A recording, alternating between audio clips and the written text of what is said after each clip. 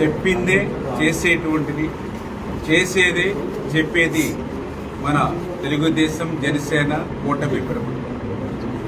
అదే వైసీపీ ప్రభుత్వాన్ని మనం చూసాం. విధ్వంసకరమైనటువంటి పాలనతో పాటు తిరోగమైనటువంటి పాలన, అదేవిధంగా వికృతమైనటువంటి పాలన.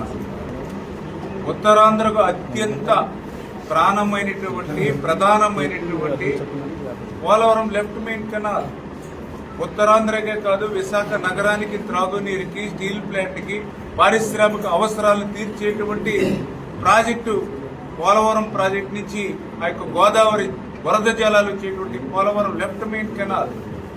అటువంటి అత్యంత ప్రధానమైనటువంటి ఉత్తరాంధ్రకు ఆ పోలవరం లెఫ్ట్ మెయిన్ కెనాల్కి 5 సంవత్సరాల్లో ఎందుకు ఒక్క రూపాయి పనిచేయకుండా నిలిపేశాడో ఈ రోజు జగన్మోహన్ రెడ్డి సమాధానం చెప్పవలసినటువంటి పరిస్థితి ఉంది. ఉత్తరాంధ్రకు క్షమాపణ చెప్పవలసినటువంటి పరిస్థితి ఉంది. ఈ రోజు కూటమి ప్రభుత్వం అధికారంలోకి వచ్చింది. వచ్చిన వెంటనే మీరందరూ కూడా చూశారు, ముఖ్యమంత్రిగా ప్రమాణ స్వీకారం చేసినటువంటి మొదటి వారంలోనే చంద్రబాబు నాయుడు గారు పోలవరం ప్రాజెక్టుని సందర్శన చేశారు.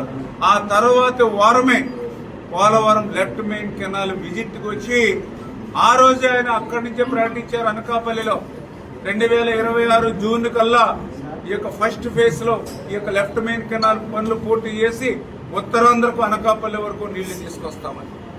అంటే 5 సంవత్సరాల వైఎస్ఆర్సీపీ పాలన లెఫ్ట్ మెయిన్ కెనాల్ పనులు గాలికి వదిలేస్తే మళ్లీ కూటమి ప్రభుత్వం వచ్చి 5 సంవత్సరాల్లో మీరు చేయనటువంటి పనిని ఒక్క సంవత్సరంలోనే చేసి చూపిస్తామని చెప్పడమే కాదు, చెప్పింది కూడా ఆచరణలో ఉండేటువంటి విధంగా 1460 కోట్ల రూపాయలు ఈరోజు లెఫ్ట్ మెయిన్ కెనాల్ కి నిధులిచ్చి ఖర్చు పెట్టి ఇప్పుడే మీరు ఫీల్డ్ విజిట్ మాతో పాటు మా పత్రికా విలేకరులు మీరందరూ కూడా మాతో పాటు కూడా చూశారు. లెఫ్ట్ మెయిన్ కెనాల్ మెత్తగా మట్టి పనులన్నీ అయిపోయాయి గతంలో.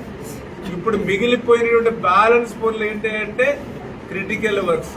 ఇప్పుడే మీరు చూశారు, ఏదైతే మనము 90 మీటర్ కుమ్మరలోవ 90 నుంచి 100 మీటర్ల డెప్త్ కి హిల్ కట్ చేసి, అది కూడా రాక్ హిల్ ని కట్ చేసి అక్కడ పనులు జరుగుతున్నటువంటి పరిస్థితి. ఎంత క్రిటికల్ వర్కో మీరే చూస్తున్నటువంటి పరిస్థితి.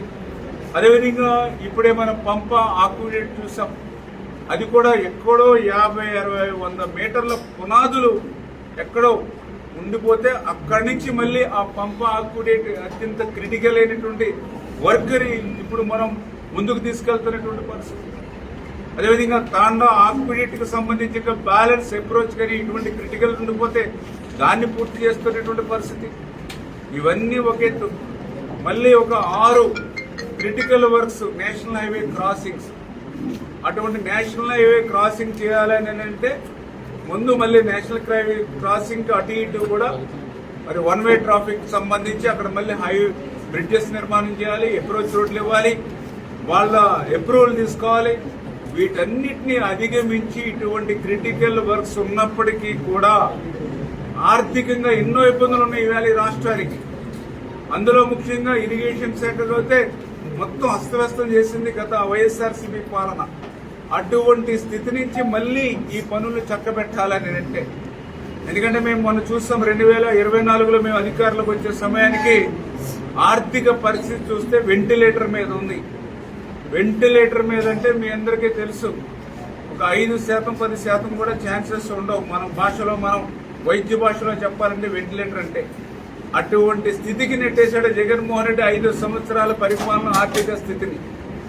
అటువంటి వెంటిలేటర్ మీద ఉన్నటువంటి ఆర్థిక స్థితి రాష్ట్రంలో ఉన్నటువంటి దశలో కూడా పోలవరం లెఫ్ట్ మెయిన్ కెనాల్కి ఒక్క సంవత్సరం 1460 కోట్ల రూపాయలు ఖర్చు పెట్టి క్రిటికల్ వర్క్స్ మేము పూర్తి చేస్తున్నామని అంటే అది ఉత్తరాంధ్రకు మా యొక్క ప్రభుత్వానికి ఉన్నటువంటి చిత్తశుద్ధికి అదొక నిదర్శనం అని చెప్పి తెలియజేసుకుంటున్నాం.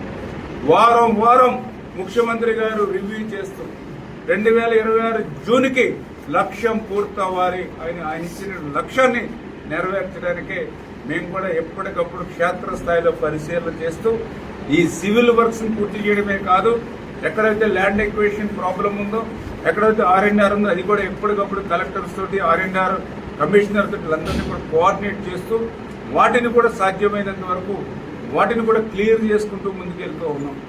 నిన్ననే నాకు పోలవరం దగ్గర నిర్వాసితులు చెప్తూ ఉన్నారు. ఏదైతే 2016లో మాకు 700 కోట్ల రూపాయలు మా అకౌంట్లోకి వచ్చింది, మొన్న 2025 జనవరిలో 900 కోట్ల రూపాయలు మా అకౌంట్లోకి వచ్చాయి, 2025 నవంబర్లో 1000 కోట్ల రూపాయలు మా అకౌంట్లోకి వచ్చాయి, 2026 మార్చికి 250 కోట్ల రూపాయలు వచ్చాయి. అంటే అతను చెప్పే ఉద్దేశం ఏంటంటే 2016 అయినా 2025 అయినా 2020 అయినా ఎప్పుడైనా మా నిర్వాసితులకి న్యాయం జరిగింది అని అంటే అది ముఖ్యమంత్రి చంద్రబాబు నాయుడు గారు ఉన్నప్పుడు మాత్రమే. 2019, 2024 జగన్మోహన్ రెడ్డి హయాంలో ఒక్క రూపాయి కూడా మాకు రాలేదని ఒక పోలవరం నిర్వాసితుడు చెప్పాడని అంటే ఈవేళ పోలవరం ప్రాజెక్ట్ అనే కాదు, ఒక రిజర్వాయర్ అనే కాదు, ఒక కాలువనే కాదు, ఎక్కడైనా సరే తమ భూములు ఆస్తులు త్యాగం చేసిన నిర్వాసితులు ఎవరైతే ఉన్నారో వాళ్ళకు కూడా న్యాయం చేసేటువంటి బాధ్యత చంద్రబాబు నాయుడు గారు కూటమి ప్రభుత్వం తీసుకుంటుంది అనే దానికి ఇదే ఒక ఉదాహరణ అనే విషయాన్ని కూడా మీ ద్వారా ఈ సందర్భంగా తెలియజేసుకుంటూ మరి భవిష్యత్తులో కూడా ముఖ్యమంత్రి గారు కూడా స్పష్టంగా ఆదేశించారు. ఈ యొక్క పోలవరం లెఫ్ట్ మెయిన్ కెనాల్ ద్వారా జూన్లో మనం విడుదల చేసేటువంటి నీరు ఈ యొక్క లెఫ్ట్ మెయిన్ కెనాల్కి అటు ఇటు ఉన్నటువంటి మైనర్ ఇరిగేషన్ ట్యాంక్స్ ఎన్ని ఉన్నాయి చెరువులు, ఆ చెరువుల్ని ఈ యొక్క కెనాల్ నుంచి ఏ రకంగా మనం నింపగలుగుతాము, దానికి ఉన్నటువంటి ఏదైనా అక్కడ క్రిటికల్ ఏదైనా ఉంటే దాన్ని ఎట్లా మనం సాల్వ్ చేయాలి, ఇవన్నీ కూడా ఒక యాక్షన్ ప్లాన్ తీసుకోమని మనం కూడా చెప్పడం జరిగింది.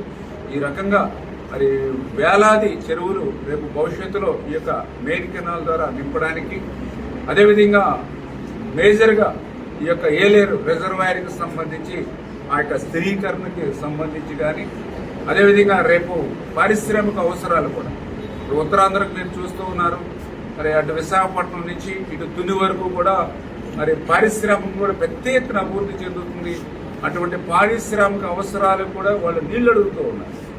ఈరోజు పోలవరం లెఫ్ట్ మెయిన్ కెనాల్ మనం పూర్తి చేస్తేనే ఆ పారిశ్రామిక అవసరాలు కూడా మనం తీర్చగలుగుతాం, వాళ్ళకి వాటర్ కూడా వాళ్ళకి మనకి ఇవ్వగలుగుతాం.